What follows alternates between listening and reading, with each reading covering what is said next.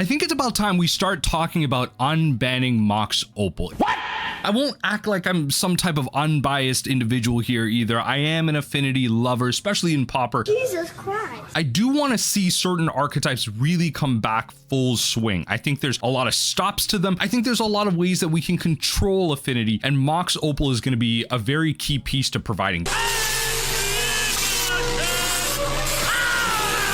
And especially with spoilers being in full swing today, I wanted to walk through this whole situation piece at a time, talk about what we have right now, what's been spoiled, and talk about how we can answer affinity to ultimately provide you with the best picture of why I believe we should be unbanning Mox Opal as soon as possible to provide more options to Modern, because more options is better than less options, especially with some recent successful unbans that we've had. And I think Wizards of the Coast should be doing this more, especially in the future post Modern Horizons 3 once the metagame has settled. And I just want to get this in everyone's head. So let's start with this breakdown. Mox Opal being one of the few legal moxes in the Modern format, it was just a cornerstone of it. It was one of the identity pieces along with cards like Faithless Looting, and I guess I understand why Faithless Looting is still banned, but as a mill player I would like to see it unbanned. But Mox Opal is one of those tricky ones because there's a lot of aspects to it when it comes to combo enabling beyond the affinity nonsense that can happen as well. But having Metalcraft giving you the ability to access any color of mana is very important, because one of the many criticisms that folks have about affinity right now is the mana base is just awful. There's just really bad things going on with the colors, painful mana bases, and just awkward uses of different things just to make the robots work, which is why I think Mox Opal would be a very good piece to it, especially considering how affinity is kind of shaping up with the Modern Horizons 3 spoilers. We know that with spoilers coming out again in full swing today, that there's going to be a lot of colorless support, artifact support, Eldrazi support with the marketing and what we've seen so far, and I want to walk through those all today. I mean, in terms of alternatives to Mox Opal, we have stuff like Mox Amber, which provides the ability for legendary creatures like Emery to combo with this. So this is very efficient combo piece in those Emery decks, being able to return them, play it over and over again, create multiple sources of mana and do so. So Mox Amber is very important in that aspect. We don't talk about Mox Tantalite because why are we talking about Mox Tantalite? Anyway, the card that really blew everyone's mind recently in terms of affinity is Simulacrum Synthesizer. Blue and 2. When Simulacrum Synthesizer enters the battlefield, you scry 2, and then whenever another artifact with mana value 3 or greater enters the battlefield, you create a 0/0 construct that gets +1/+1 for each artifact. So this is kind of that win more aspect, creating more value and essentially creating an angle that works around removal for affinity. A lot of affinity pieces out there very easily removed, whether that be with artifact hate, whether that be with just regular removal spells like Path to Exile, Fatal Push, and just other things like that. Simulacrum Synthesizer provides that duality of like, there aren't a lot of board wipes being played in Modern right now. So you're doing a lot of one-for-oneing, but Simulacrum Synthesizer says with each card essentially cast, you're casting 2 spells, right? And that's the power of a card like this. And he specifically says when an artifact enters the battlefield. So it gets around the whole cast nonsense, so it's not completely busted. And it is one of the cornerstones of affinity right now, not only in Modern, but in Legacy as well, especially because it's blue. It can pitch to cards like Force of Will if you want to be playing Force of Will in your packages. Largely speaking, you're not, but it's one of the corner cases that always are worth bringing up when you're considering Legacy cards. It's blue, pitches to Force of Will, but largely speaking, you're playing this in some type of stompy build. A lot of your cards are colorless anyway. You're not playing Force of Will, but I have to mention it. But the real piece, that the piece de resistance that's coming to Modern is Kappa Cannoneer. Now, Kappa Cannoneer just being one of the real staples of Legacy affinity of old, and it's a little different now. We're going to go through the list of what Legacy affinity looks like right now to see what we could potentially expect from a Mox Opal unban. But Kappa Cannoneer, just having Ward 4 and Improvise, it's essentially a 1-mana 5/5 because it's a 4/4, but when it comes down, it gets a +1/+1, and then it gains additional +1/+1s and can't be blocked for each artifact that enters after it's there as well. So it's a 1-mana 5/5, comes down with Ward 4, essentially hexproof, and Gavin Verhey talked about it in his recent video around Ward, and I actually did like a kind of breakdown of what that video was like and just kind of talking about the problems with Ward if you want to check that video out down below. But Kappa Cannoneer is coming to Modern, and being a Legacy staple, a card like this is really powerful as an option because not only is it a beater, but it has a form of evasion as well, being unblockable. It could get into some like crazy numbers, and it works with a card like Simulacrum Synthesizer. It also works in the angle of another way folks attack Affinity right now is through its card draw. This card doesn't draw any cards, it just presents itself as this really undealable threat, and I think that's what's really powerful about a card like this. The word for it is great, not a lot of board wipes are happening or are being played in Modern right now, and it works in all those angles, and we're going to talk about the card draw angle in a sec. But Kappa Cannoneer is really powerful from that aspect. But Kozilek's Unsealing is a card that has everyone ablaze as to whether or not Affinity is broken, and whether or not we could explore a unban of Mox Opal to help power it up alongside a card like Kozilek's Unsealing. So blue and 2 for an enchantment with Devoid, so no colors whatsoever.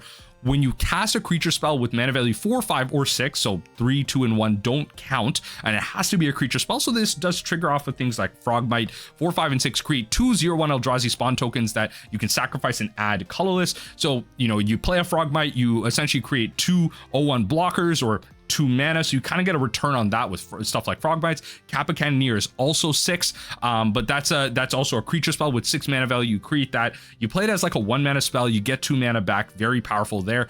And then whenever you cast a creature spell with 7 or greater, you draw 7 cards. And so now you're thinking about cards like Mirror Enforcer, that is essentially a 0 mana 4/4, Sojourner's Companion, which is another 0 mana 4/4, and essentially spells like that are coming down and drawing 3. Heck, if you're playing the 7 mana 2/2 that when it enters it's going to draw you 2 cards, that's essentially 1 mana to then draw you 5 cards with a Kozilek's Unsealing. So card draw is the name of the game when it comes to Affinity, because a lot of times what it does is it poops out its whole hand, it plays it all out. So card draw is very important to this deck, not only card selection, but just having enough artifacts to really play out, overwhelm your opponent, and start swinging in. Evasion is also a really key thing. So cards like that having flying, Kappa Cannoneer having unblockable, a lot of the pieces are coming together, and Mox Opal can help speed this up to make this a viable archetype. And we might start thinking that a lot of these things are really unstoppable. I mean, heck, when you start looking at licks like Patchwork Stomping, I think that's really kind of the more humorous things about Affinity and Legacy.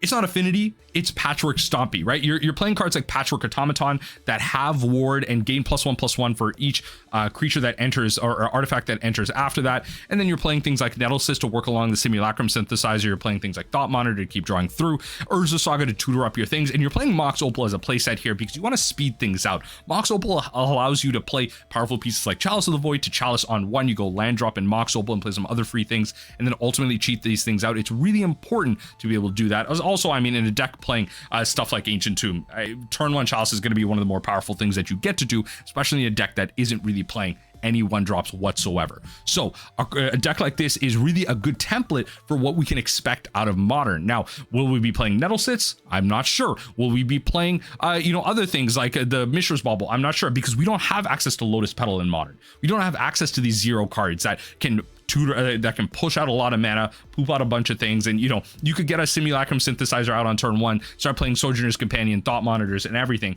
drawing a bunch of cards, creating a bunch of creatures, and going wide. That's a powerful thing about this.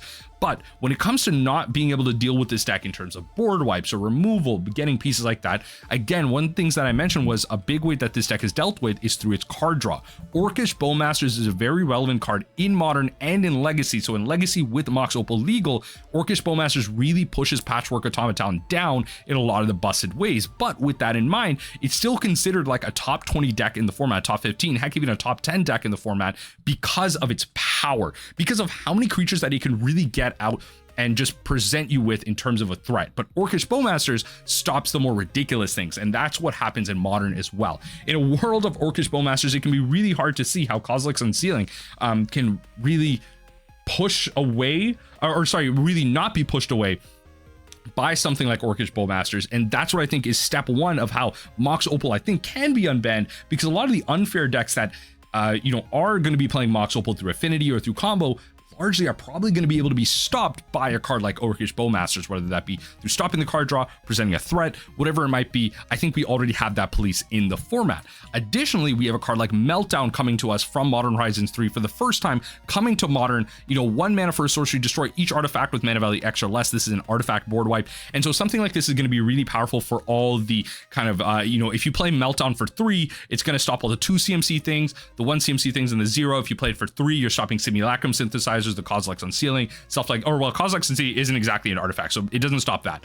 But you're stopping all the Mox Opals and all the free stuff, all the lower cost stuff that you can find with the Urza Saga. So I think Meltdown is actually a very big reason why I think Mox Opal could be unbanned in the modern format, specifically to power up the affinity decks and really help them go to that next level. But again, that's really the question that I want to provide to you. Going off this from 4 years ago, should Mox Opal be unbanned, from this user on Reddit, talking about various things like, at that time they're talking about the dominance of Oko and Urza.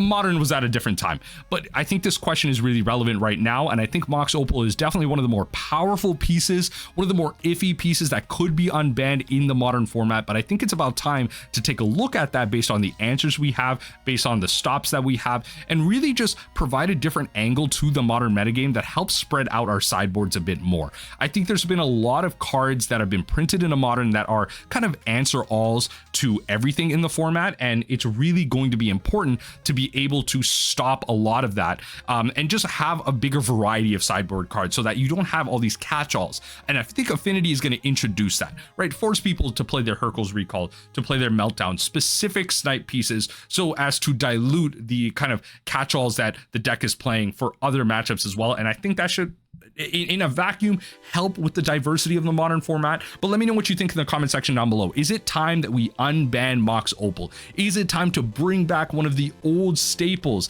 one of the old true markers that made modern what it was? And I mean, now that it's available, it has always been available in Legacy, Vintage, and older formats. Heck, for you CDH players, you're probably running it in your decks as well. I mean, is it time to bring it back to modern? I don't know. With Modern Horizons 3, we're going to get a lot of colorless support, a lot of powerful artifact and colorless support. I think, you know what? Let's just give it what it needs to get going and running and really change this format in a big way. Let's make some big things happen. And if it doesn't happen now, I think I want to put it in everyone's mind for maybe later on down the line, right? In a future abandoned restricted announcement in 2024, once the meta settles in Modern Horizons 3, it's about time we have that conversation about unbans for modern.